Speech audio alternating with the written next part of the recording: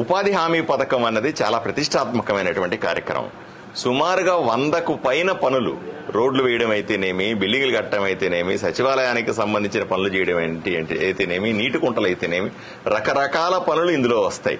దీన్ని ఎఫెక్టివ్ గా బాగా చేయగలిగితే గ్రామాన్ని అభివృద్ధి చేసుకోవడం సాధ్యమవుద్ది.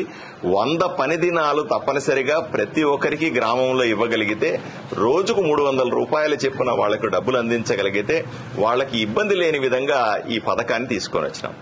గత జగన్మోహన్ రెడ్డి గారి ప్రభుత్వంలో ఈ పథకం పూర్తిగా నిర్వీర్యమైంది, దుర్వినియోగమైంది. ఎవరైతే వాళ్ళని దాన్ని దుర్వినియోగం చేయడం వల్ల విపరీతమైన అవినీతిమయమైంది. దీన్ని సరిచేయాల్సిన బాధ్యత కూడా కూటమి ప్రభుత్వం మీద ఉంది, మనందరి మీద ఉంది. అందుకనే నేను నా తెలుగుదేశం కార్యకర్తలను గాని, నా జనసేన, నా భారతీయ జనతా పార్టీకి సంబంధించినటువంటి కార్యకర్తలందరినీ రిక్వెస్ట్ చేస్తా ఉన్నాను. ఈ ఉపాధి హామీ పనుల్లో చురుగ్గా పాల్గొనాలని చెప్తాం. దానికి సంబంధించిన ఫీల్డ్ అసిస్టెంట్, వాటికి సంబంధించిన విషయాల మీద కూడా ఈరోజు క్లారిటీతో అందరికీ పంపిస్తా ఉన్నాం. దయచేసి నేను మళ్ళీ చెప్తా ఉన్నాను,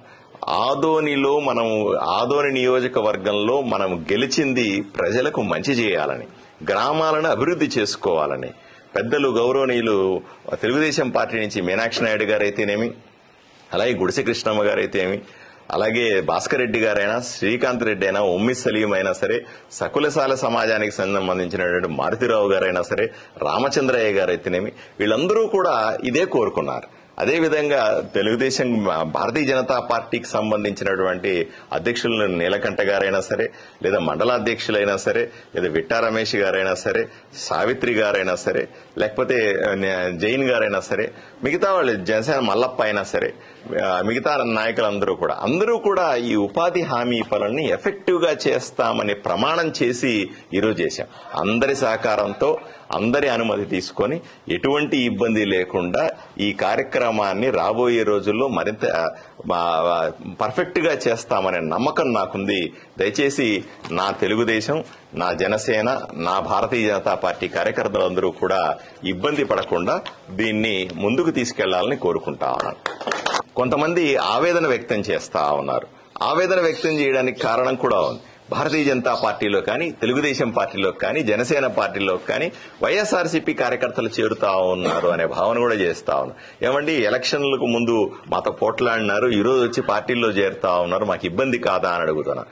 100కు 100% అందరికీ కూడా నేను క్లారిఫికేషన్ ఇస్తాను. ఎట్టి పరిస్థితుల్లో ఇబ్బంది పడే అవకాశమే లేదు. అయ్యా, భారతీయ జనతా పార్టీ, జనసేన, తెలుగుదేశం కూటమికి మనకు సుమారుగా 53% ఓట్లు వచ్చినాయి.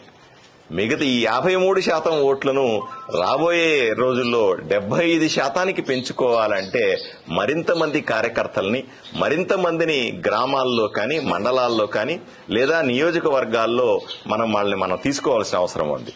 ఎవరెవరైతే మంచి కార్యకర్తలు, ఎవరెవరైతే పార్టీలో మన భావాలు నచ్చి, వాళ్ళు కూడా ఎంతో నరకయాతన అనుభవించారు. వైఎస్ఆర్సీపీ పార్టీ కార్యకర్తలందరూ నా వచ్చి కలిసి చెప్తా ఉన్నారు, అయ్యా మేము నరకయాతన పడ్డాము ఈ పార్టీలో అని చెప్తారు. వాళ్ళందరూ కూడా ఈరోజు మన మంచి ఆలోచనలను, కూటమికి సంబంధించిన మంచి పనులను చూసి ఈ పార్టీలోకి చేరాలని కోరుకుంటున్నారు. సో దయచేసి వాళ్ళందరినీ ఆహ్వానిద్దాం. నేను చాలా స్పష్టంగా చెప్తాను, నిన్న దాకా 100కు 100% వాళ్ళెవరూ కూడా ఎలక్షన్ లో మనకు పనిచేయలేదు, మనకు వ్యతిరేకంగా పనిచేశారు. అది నిజం, పచ్చి నిజం.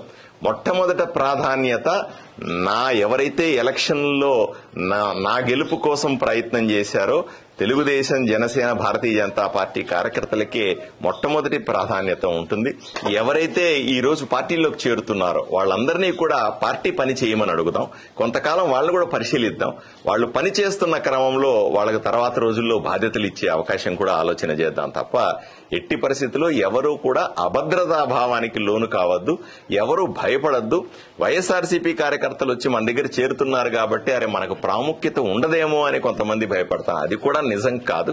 అందరూ కూడా ప్రశాంతంగా ఉండండి. నేను మళ్లీ విన్నవించుకుంటున్నా, నా తెలుగుదేశం పార్టీ, నా భారతీయ జనతా పార్టీ, నా జనసేన కార్యకర్తలే అత్యధికంగా లబ్ధి పొందుతారన్న విషయాన్ని మాత్రం గట్టిగా చెప్తాను.